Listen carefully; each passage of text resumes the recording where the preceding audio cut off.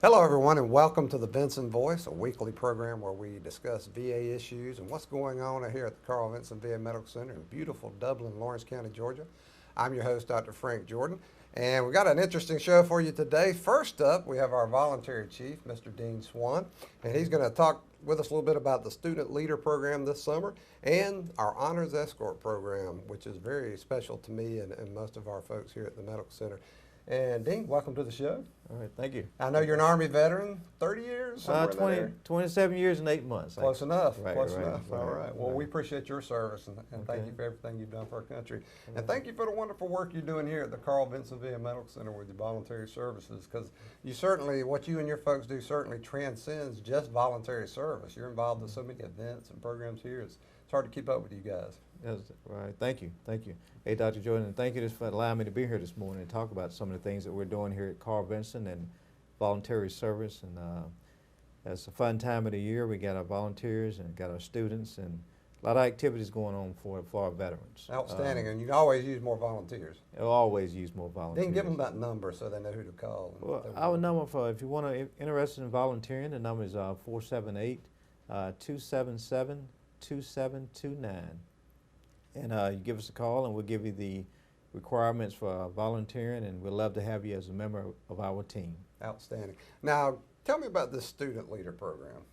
Yeah, our Student Leader Program started last year. You know, we've always had students involved in Carl Vinson VA Medical Center, and we want to look at a way to have a select few students that come out from various schools throughout the community and support us.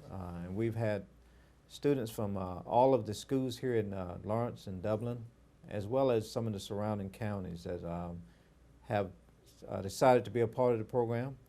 To select those students, we get the guidance counselors involved to pick the students that we think that will, be a good asset for our veterans, come out and visit with them. But not only that, give them a little leadership experience, a little real-world experience about the job opportunities. You know, a lot of our students maybe have visited Carl Vinson at one time, but it's a pretty huge facility, so they're kind of nervous about coming through those doors, right, like any other student.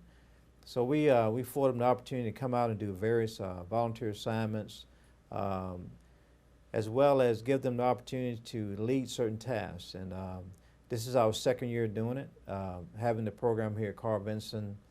And we've got some returning students that's going to be very valuable to helping our veterans out. But it's a win-win for the students. It's part of that community partnership that we're working with here at Carl Vinson, but involving our students more into the program. One of the things that when you talk about the Student Leader Program, we have the James H. Park Scholarship that's given out in the nation to volunteer students that's going to go out and pursue various careers, and we hope that they pursue a career in healthcare and come back and work for the VA. One of our local students here, Brandon McLean, actually was awarded second place this year throughout the nation for the James H. Park Scholarship.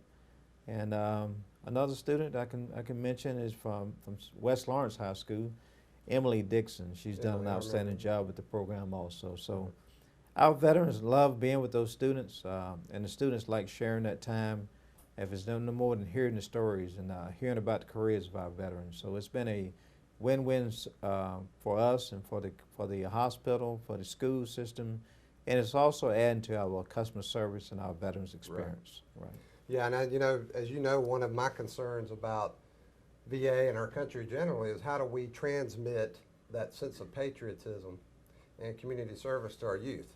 I'm concerned that maybe we have not done that in recent decades the way we should. So this is a great way to get across to the students during the summer, our Student Leader Program, how we care for veterans and how important it is to honor their service. Absolutely, absolutely, and it gives the veterans, the students, the opportunity to talk with veterans and learn out how they served and why they served, and some of them might even create an interest in not only working for VA, but actually serving the nation as well. And our veterans are living history. I tell people that all the time. History walks these halls.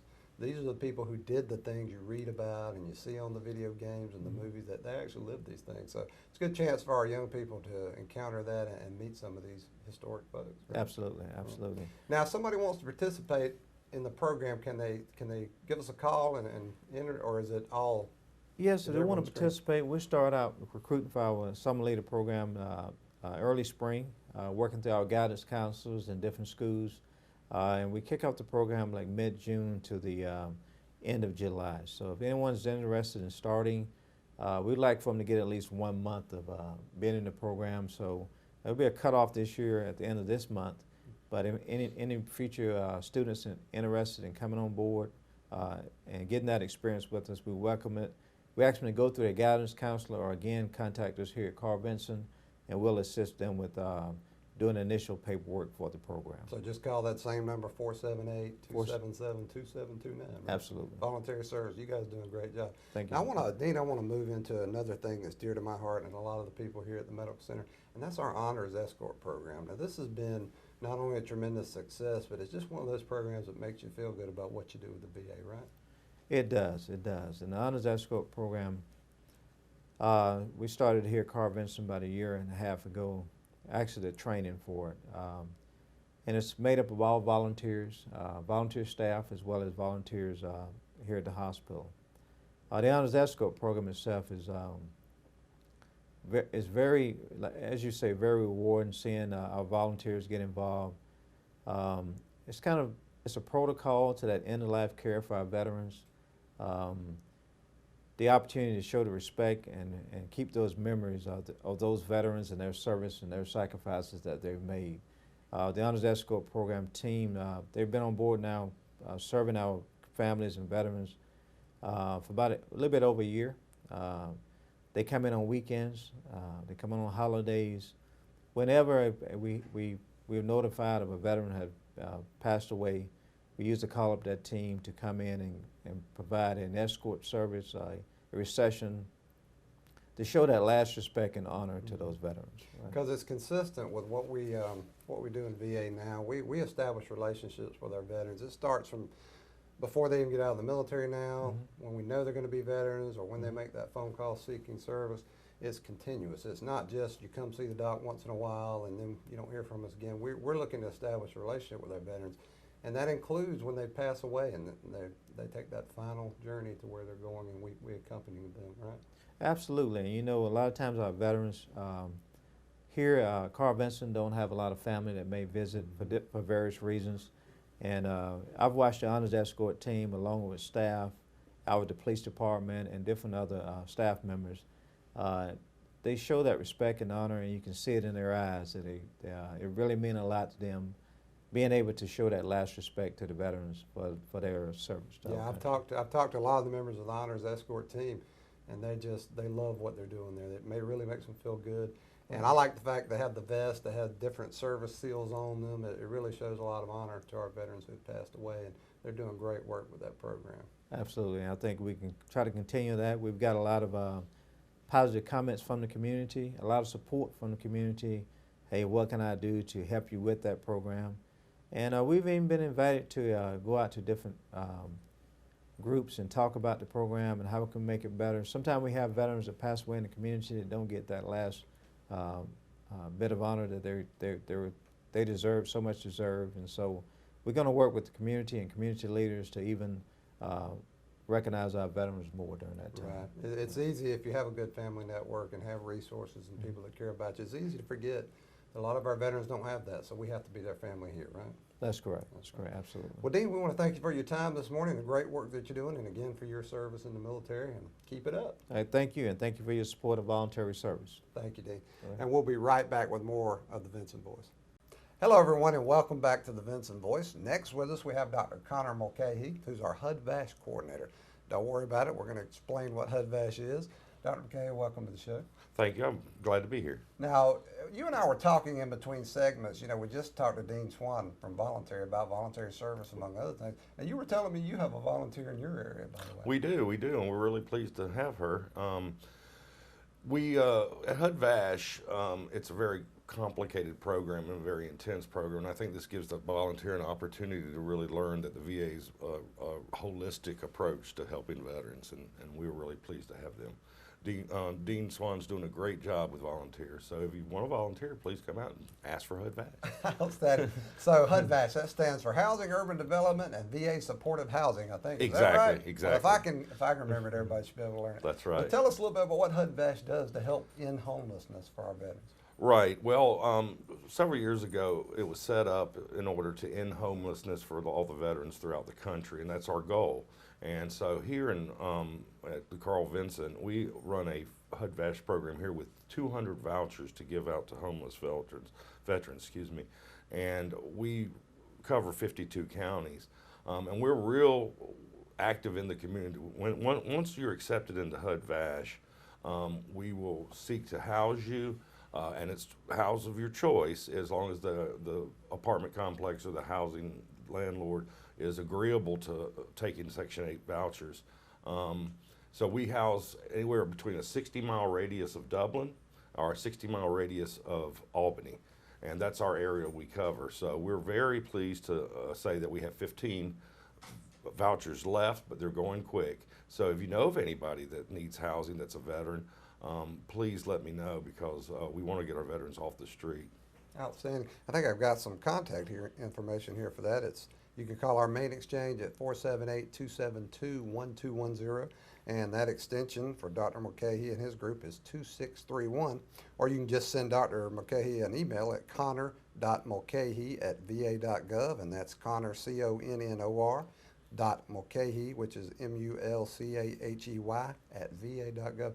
Now, one of the reasons I like the HUD-VASH program, Dr. Mulcahey, is we've got some really good general programs set up for VA, and we need to take a nice comprehensive approach. But HUD-VASH actually helps us reach out to an individual veteran who has a need for housing and say, hey, we're gonna get you into housing, we're gonna help you, because a lot of our veterans have issues that people might not know that affect, from their service, that affect how they reintegrate into the mainstream of American life here, right? Exactly. Generally, people don't choose to be homeless. You got some that may, but generally they do not. And usually homelessness is caused by something that occurred to them or is occurring to them. It could be substance abuse issues, PTSD, mental health, and so on and so forth. And a lot of people cope poorly, and that's why with us being in HUD-VASH, you get intensive case management, and we direct you and refer you to the services you need to set you up for stabilization and for independence. And that's what our hope is that once you get into the program, you get intensive case management from us, and we refer you to the services, and then you're able to become stable and independent, and then you can get off the program hopefully in the future. However, if you continue to need help, we'll continue to help you, and that's the goal of our program. Right, and again, that's the key is right there in the acronym, supportive housing. It's we're not just sending them out in the great big world. We're still here for them. Absolutely. When issues come up, and have a lot of social work involved. Now, HUD-VASH here is part of the mental health service line, is that right? That's correct, yes, right. Under Dr. Geyer. Yes. Which indicates, I think, pretty clearly that a lot of the problems these homeless veterans are experiencing are mental health related, and they need that support. That is true, because like you said earlier, they're living history, and Right. they've been into some stuff that, been through some stuff that perhaps some of us couldn't even imagine. Oh, if you haven't walked in their shoes, there's no way. Absolutely, and No that way. being said, people think that, it's easy to come home and not to be able to just forget it, Right, that's right. and it's not, and some of these veterans here are suffering, and we want to be able to help them, and therefore they become homeless because they don't necessarily know how to cope, and or they're disabled for some reason, and we're here to help. We got 15 vouchers left. They're going fast, but we really want to encourage anybody that knows a homeless veteran or is a homeless veteran and happens to see this, to please contact us. And I'm going to give you a general extension, 3515. That's my PSA, Program Support Assistant. And in case you can't reach me, you can always reach her, and she will also be able to steer you in the right direction. I like the fact that you brought up the experience of coming home. When I was in the military, I was in the Navy, overseas on cruises. I was really surprised when I got home, the kind of a culture shock I experienced just from being on a ship for 7.5 months, not driving, not going through a McDonald's drive-through, those types of things. I was really surprised how that affected me. Now, you can imagine adding to that experiences like combat, seeing friends, your comrades hurt and that kind of thing. So Absolutely. So for people who wonder, might question why we need some of the services we need, I think that's pretty clear that our veterans need that kind of support, and it's great to have you guys in that position. Well, thank you. And I've never served in the military, and I kind of regret that, to be honest with you. But I did work for the DOD for almost 15 years, and now I'm working for the VA system, which I'm enjoying so far, actually. And I feel that that's a way to give my service back. Well, you're on the VA team caring for America's heroes, Doc. That's Absolutely. all that counts. That's right. Yeah. Well, Dr. Mulcahey, we want to thank you for your time. I want to thank you for everything you and your group are doing to help us end homelessness for our veterans. Well, thank you, and please call us. We were here to help. Thank you, sir. And we'll be back in just a few minutes with more Vinson Voice. All right, folks, welcome back to the Vinson Voice. This next segment may get a little hairy, pun intended. We want to welcome Miss Cesci Jones, our recreation therapy supervisor, back. She's been on the show previously. But today she brought a couple of special guests, our resident mascots, Carl and Vinson, or Carl and Vinny as we call them.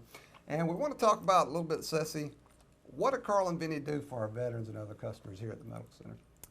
On a daily basis, they come out and they visit with not only our CLC residents, the Community Living Center residents, but other veterans in the hospital, and outpatient, and even the staff. The staff really enjoy visits from them. Sure do. So that's an extra bonus. For the people that really are animal lovers, it's an extra bonus.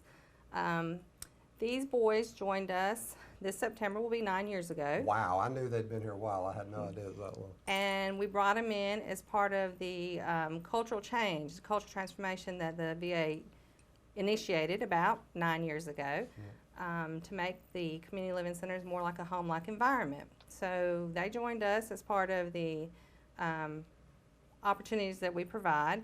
For animal lovers, our veterans come in, they leave their animals at home, they miss them, and it's not that these guys replace the ones that they had at home, but it gives them an opportunity to enjoy some love and some affection from a non-judgmental being, if you will.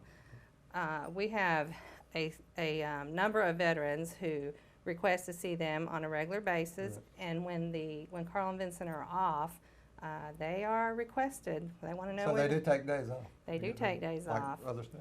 They do. It's interesting. I'm glad you brought up therapeutic aspects of Carl and Vinny because it would be easy. I enjoy just seeing them in the halls. I can be having a stressful or hectic day, and there come Carl and Vinny bouncing down the hall, or in a lot of cases riding in their little cart. We talked about I didn't see them walking enough, but I can see them, and my whole day changes. It's just fun to interact with them. But they have a very serious purpose here. It's like you mentioned. I did the research. I know as a healthcare executive, I wanted to know exactly why we have these guys here, and it turns out that just interacting with animals has a very serious effect on the quality of life of our veterans, and actually safeguards their health care, right? Absolutely, absolutely. And Carl and Vinny are doing that.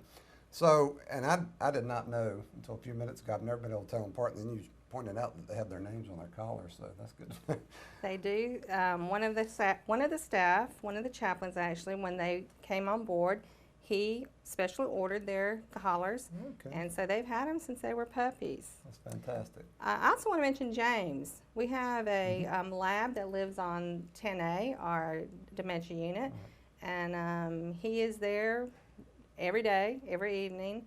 He actually sleeps down in the wellness center, but he's there to provide comfort and love to our residents on 10A. That's right. As part of the program, we also have birds on a couple of the units. The birds are very soothing, and they also help to reduce blood pressure. right. So that's just a part of the program that Now you mentioned James. James was actually a donation from a group, he was. and He was. regret America's Vet Dogs. There you go. America's Vet Dogs. And he has been a tremendous asset too. That the residents really love interacting with James, and he's certainly enhanced their quality of life. So again, these pets that we call them, they really have a serious purpose here. And we're They glad do. to have them. And I just wanted to follow up with the donation because these guys were also donated to the facility. Oh, okay. I did Yes, not they know were. that. We were actually shopping for a residential pet, and when I reached out to a breeder in Vidalia, he had two that he could give me, not any that he could sell me.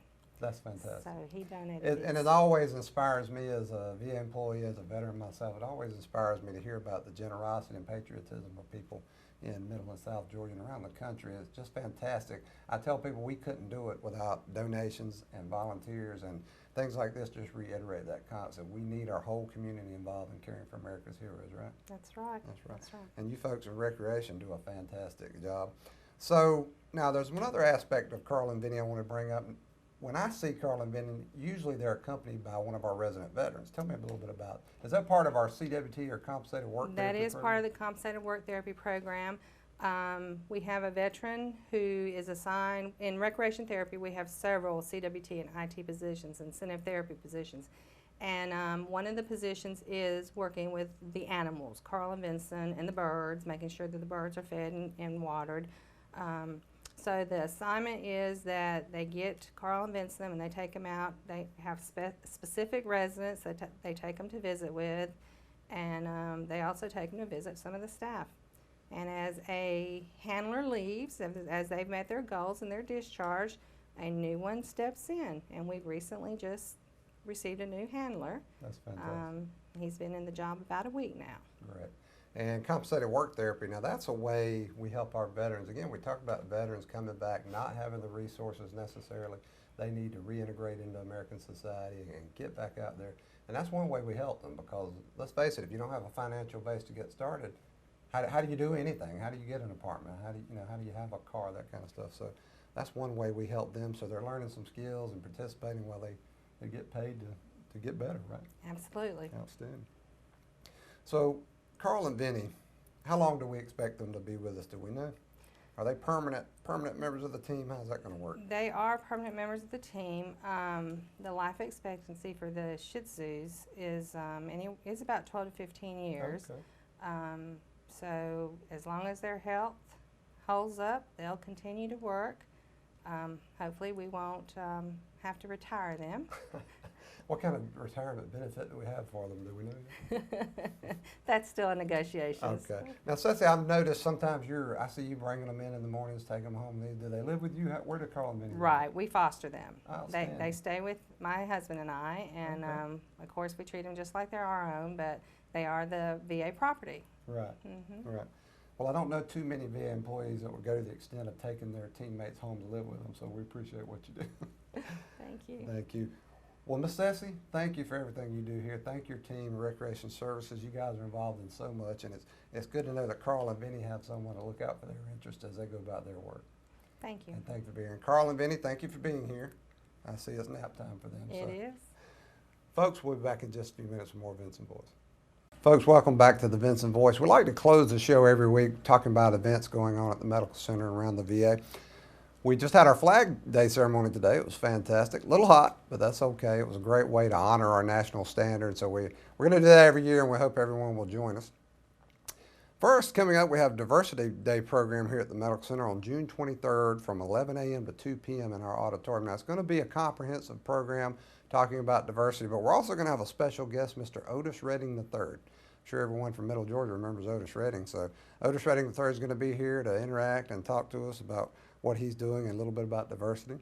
And then on July 11th at 10 a.m., we're going to have a mental health building groundbreaking. We're very excited about our mental health building that we're going to put out on the front lawn. It's going to be a huge boon for our veterans. We want to get that off to a big start.